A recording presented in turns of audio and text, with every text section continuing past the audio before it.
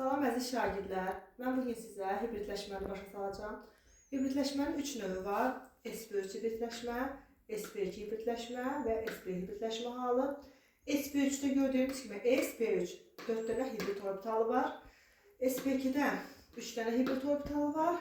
SP1'də isə 2 hibrid orbitalı var. Mexanizmində yazmışam necə əmələ gəlir uşaqlar. Baxın, S orbitalının və 3 dənə P orbitalının bir-birini örtməsi nəticəsində SP3 hibridləşmə vəziyyəti əmələ gəlir. Yəni 4 dənə görürük ki, burada SP3 hibrid vəziyyətində elektron buludu var.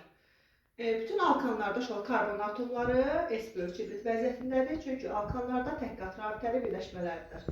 Sonradan üzvü kimi keçəndə digər birləşmələrdə də görəcəyik ki, hansılarda karbon atomları SP3 hibrid vəziyyətindədir. Əsasən bugün öyrədirəm sizə metan molekulunda karbon atomu SP3 hibrid vəziyyətindədir. Bucaq 109 dərəcə 28 dərəcəyə bərabərdir.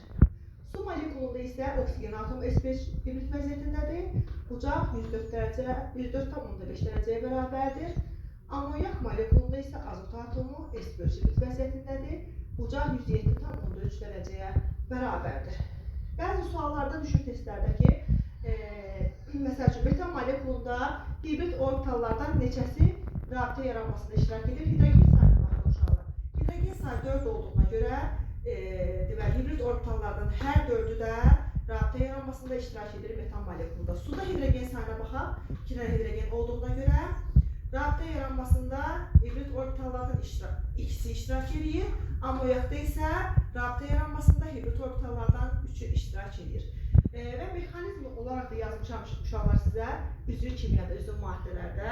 Əgər karbonlar arasında təkqat rabitələr varsa, həmin təkqat rabitəli karbonlar SP3 hibrid vəziyyətində olacaq. Sonra keçək SP2 hibrid vəziyyətinə. SP2 hibrid vəziyyəti gördüyünüz kimi SP2 3 dənə hibrid orbital var və bucaq burada 120 dərəcəyə bərabərdir. Hansı birləşmələrdədir? Borlu birləşmələrdə.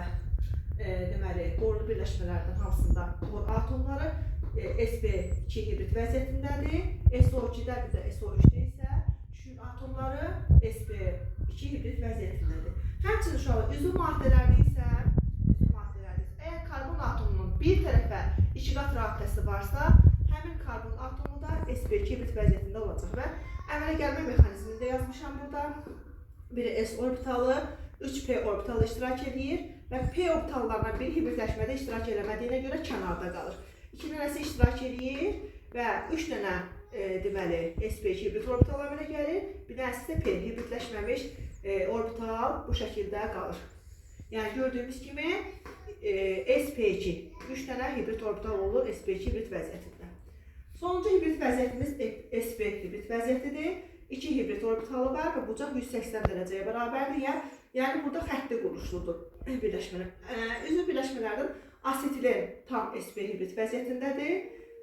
Qeyri-üzvü birləşmələrdən berilyumlu birləşmələr, berilyumlu birləşmələrdə berilyum atomu, karbon disulfiddə karbon, deməli karbon qazında, karbon dioksiddə isə yenə də karbon SP hibrid vəziyyətindədir.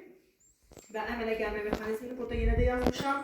Bir S orbitalı, bir P orbitalı iştirak edir hibridləşmədə. Yəni 2 dənə əmələ gəlir SP hibrid vəziyyətində olan orbital. 2 dənə P orbitalı isə hibridləşmədə iştirak etmir. Yəni bunlar iştirak etməyənlər də aşağıdakılar. Fikir verirsiniz uşaqlar, burada deməli hibridləşmiş orbitallarda qantellərin bir tərəfi uzanır, bir tərəfi qısa qalır. Amma normalda P orbitalları qantellərin hər iki tərəfi eyni cürdür. Yəni burada uzanma, qısalma yoxdur P-lərdə. Amma hibridləşmiş vəziyyətdə bir tərəfə uzanma baş verir. Biz şu an üzvü maddələrdən necə tapa bilərik karbon atomlar hibrid vəziyyətini? Əgər karbon atomlarının bir tərəfə 3 qat rabitəsi, bir tərəfə tək qat rabitəsi olarsa, bir tərəfə 3 qat, bir tərəfə tək qat olarsa, həmin karbon atomu SP hibrid vəziyyətində olur. Həmçində burada da fikir verin. Bu karbonun da bir tərəfə 3 qat, bir tərəfə tək qat rabitəsi olduğuna görə bu karbon atomu SP hibrid vəziyyətində olur. Alkadiyenlər də bu alkadiyenlərin formullarına bənzəyir. Baxın uşaqlar. Əgər karbonun bir tərəfə 2 qat rabitəsi, bir tərəfə tək qat rabitəsi varsa, həmin karbon SP2 hibrid vəziyyətindədir. Əgər karbonun hər iki tərəfə 2 qat rabitəsi olarsa, həmin karbonun SP hibrid vəziyyətində olacaq Və kənardakı da sp2 hibrid vəziyyətindədir. Kənardakı karbon da burada sp2 hibrid vəziyyətində olur. Bugünkü dərs izahımız bu qədər. Sağ olun, gələn görüşlərə qədər.